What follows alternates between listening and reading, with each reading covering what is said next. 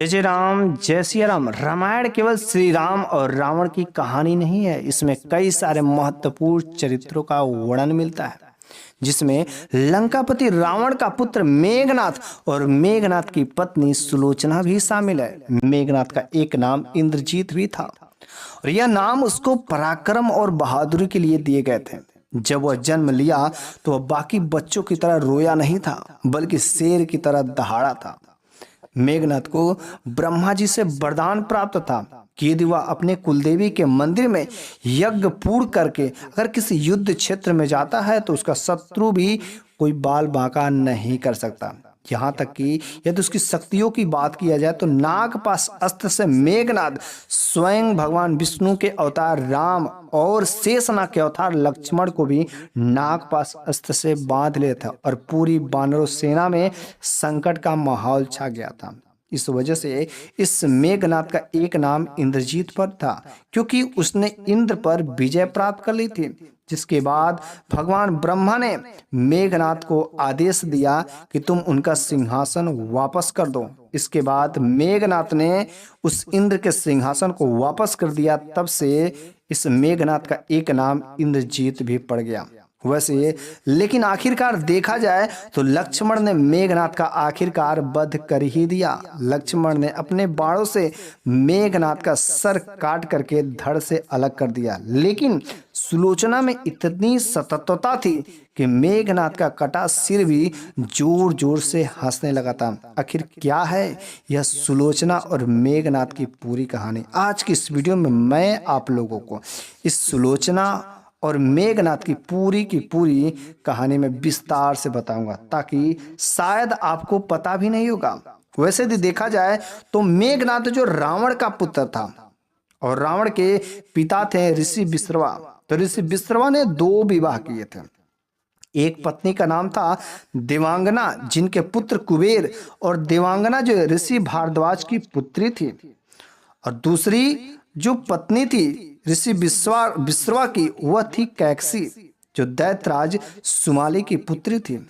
लेकिन ऋषि विश्रवा के 2 विवाह होने के उपरांत जो पहली पत्नी देवांगना से कुबेर के पुत्र प्राप्त हुआ था और दूसरी पत्नी कैकसी से एक रावण, दूसरा विभीषण, तीसरा कुंभकर्ण और चौथा सुपनखा, अर्थात 3 पुत्र और 1 पुत्र, जिनमें रावण सबसे बड़ा था।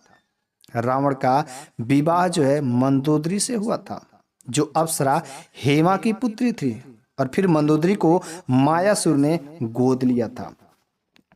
जब मेघनाथ का जन्म होने वाला था, अर्थात जब मंदोदरी गर्भवती थी, तब रावण ने सभी ग्रहों को 11वें भाग में कर दिया था, ताकि जो मेरा पुत्र पैदा होगा बिल्कुल ही अमर प्राप्त होगा।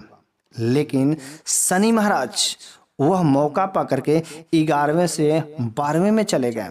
जिसके बाद मेघनाथ वो पैदा हुआ था, लेकिन उसमें वह रोया नहीं था।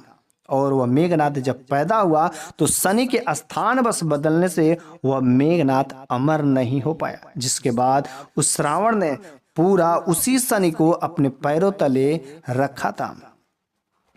लेकिन जब मेघनाथ पैदा हुआ था उस समय वह रोया नहीं।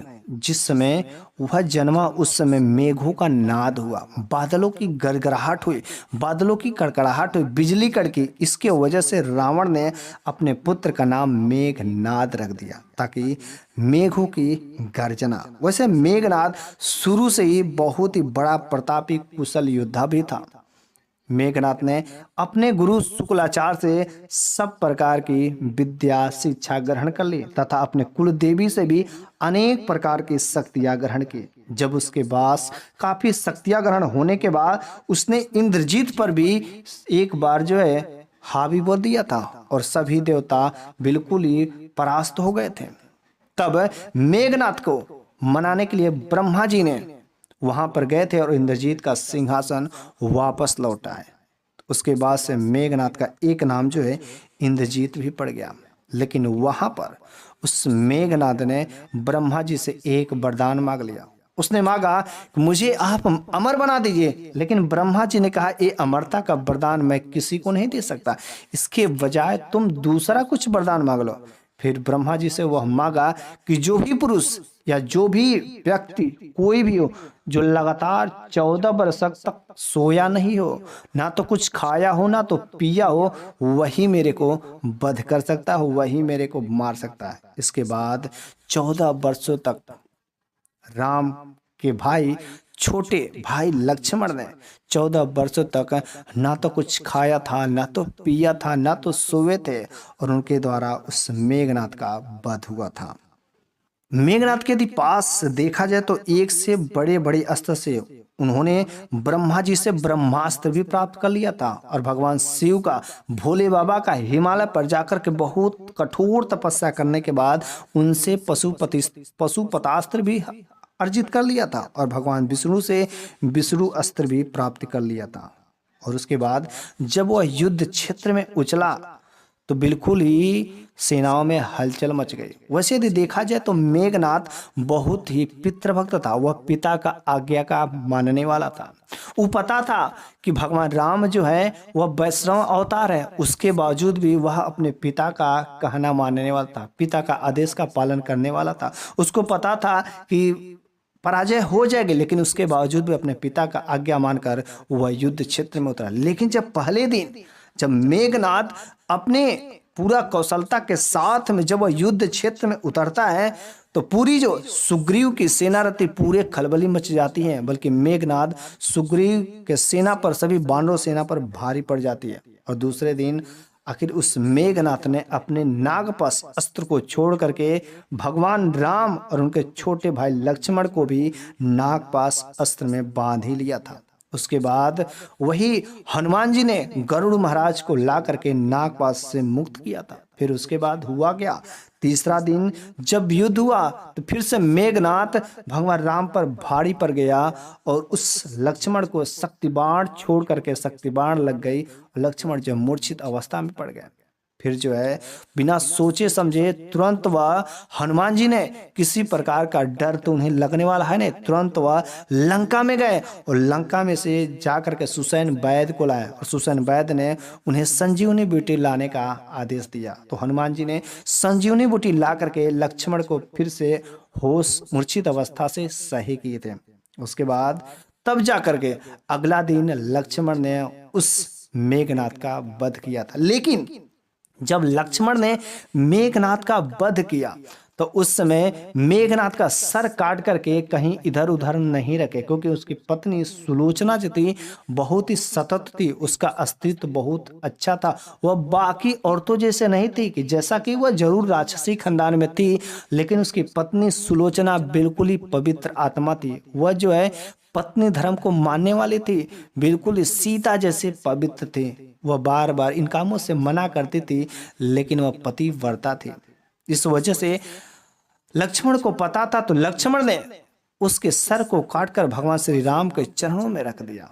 उसके बाद भगवान श्री राम ने उस मेघनाथ के एक भुजाओं को काट करके उस रावण के महल में उसकी पत्नी सुलोचना के पास से भेज दिया, ताकि उसको पता चल सके कि हाँ मेघनाथ की मृत्यु हो गई। लेकिन जब वह भुजाएं सुलोचना के सामने गिरा तो उसकी पत्नी सुलोचना को विश्वास नहीं हुआ कि मेरा पति मर गया है। बिल्कुल ही ऐसा नहीं हो सकता, उसको तो भरोसा ही नहीं रहता। फिर सुलोचना ने अपने पति के उस हाथों से कहा कि जितना भी युद्ध में हुआ सब कुछ मेरे को लिख करके बताओ। उसके बाद हाथों के द्वारा सब कुछ युद्ध में जैसे जैसे हुआ था सब कुछ लिख करके बता दिया, यहाँ तक कि लक्ष्मण का गुणगान भी किया। आखिर उसने मेरे पर क्यों जीत हासिल कर ली, सब चीज का वर्णन भी किया, ताकि वह सुलोचना रावण के पास जाती है और कहती है कि मेरे पति का सर लाइए। लेकिन रावण तो बिल्कुल ही घमंडी था। वह कहता है कि घबराओ नहीं पुत्री, मैं तुम्हारे पति का मैं सर भी लाऊंगा, लेकिन दुश्मन के सर के साथ लाऊंगा, मैं अभी नहीं लाऊंगा। उसके बाद जब कोई रास्ता नहीं मिला तो फिर मंदोदरी के पास गए। मंदोदरी ने कहा यह जाओ, केवल प्रभु श्री राम जो है वही तुम्हारे पति का सर वापस कर सकते हैं, क्योंकि उन्हीं के पास में। फिर सुलोचना और मंदोदरी दोनों युद्ध के क्षेत्र में जाते हैं और भगवान राम से खूब सारी बीती बातें रो करके, जिसे जैसे वो हाथ से लिख करके बताए थे, ये सब चीजें बताई। लेकिन भगवान राम को तो भरोसा हो गया कि हाँ, ये जो हमारा मेघनाथ है, मेघनाथ का हाथ ऐसा लिख सकते हैं। लेकिन सुग्रीव को विश्वास नहीं हो रहा था कि मेघनाथ का आखिर ये हाथ कैसे लिख करके सब कुछ बता सकते हैं। उनकी पत्नी सुलोचना ने सब कुछ राम से बताया और रो कर बिलख कर सब कुछ कर रही थी। तो प्रभु राम को बहुत ही दया आ गई। उसने कहा कि बोलो तो मैं तुम्हारे पति को जीवित कर देता हूं, मुझसे तुम्हारा दुख देखा नहीं जा रहा। उसकी पत्नी सुलोचना ने कहा, नहीं प्रभु, इन्हें जीवित करने की कोई अब जरूरत नहीं। ये तो वीर गति के प्राप्त हो गए और आपके हाथों से प्राप्त हुआ है। ये तो बहुत ही सौभाग्य की बात है और मैं भी चाहती हूँ कि आप मेरे पति का सिर वापस कर दीजिए और मैं भी अपने पतिव्रता धर्म को अपना सकूं, पति को अपना सकूं। उसके बाद हुआ क्या, जब उसके सर को वापस कर रहे थे तो उन्होंने, भगवान राम ने सुग्रीव से कहा, इनके पति का सर ला करके वापस कर दो। फिर सुग्रीव जब उनके सर को वापस कर रहे थे तो सुग्रीव ने प्रभु राम से कहा, प्रभु आपको विश्वास हो गया है कि मेघनाथ का हाथ लिख सकता है, लेकिन मेरे को अभी भी विश्वास नहीं है कि मेघनाथ का हाथ जो कटा हुआ पूरा का पूरा वृत्तांत लिख सकता है। अगर सुलोचना में इतनी ही सत्यता है, अगर यह कटा हुआ सिर जो ठठा करके हंस देता है, तो मैं मान जाऊंगा कि यहाँ कटा हुआ हाथ भी पूरा युद्ध का वृतांत लिख सकता। उसके बाद जब वह सर सामने जमीन पर सुग्रीव ने रखा तो उनकी पत्नी सुलोचना ने कहा, हे प्रिय, हे पति, यदि मेरी पतिव्रता धर्म में यदि शक्ति होगी और प्रभु से प्रार्थना की तो यह जो सिर जो कटा हुआ पूरा ठठा करके हंस करके दिखाया था। उसके बाद जमीन पर पड़ा हुआ सिर जो है पूरा ठठा करके खूब हंसा था। खूब हंसने के बाद सुग्रीव को भी भरोसा हो गया, विश्वास हो गया कि हाँ, उसका कटा हुआ हाथ जो है सब कुछ किया होगा। उसके बाद सुलोचना ने उस कटे हुए सिर को ले जा करके पूरा चिता सजाने के बाद उसमें सिर रखी, उनका पूरा शरीर रखा। शरीर को रखने के बाद अपने भी उसी आग में समाहित हो गई और पतिव्रता धर्म का पालन किए। तो सुलोचना भी ऐसी एक पतिव्रता थी, बहुत ही पवित्र आत्मा थी। वह पति को प्रिय थी। जैसे सीता माता पवित्र थी, वैसे सुलोचना भी बाकी औरतों जैसे नहीं थी। वह बिल्कुल ही हर धर्म और नियम को मानने वाली थी। भले ही उसका पति नहीं मानता था, लेकिन सुलोचना बहुत एक पवित्र आत्मा थी। वह बहुत ही सुंदर नारी थी, पतिव्रता स्त्री थी।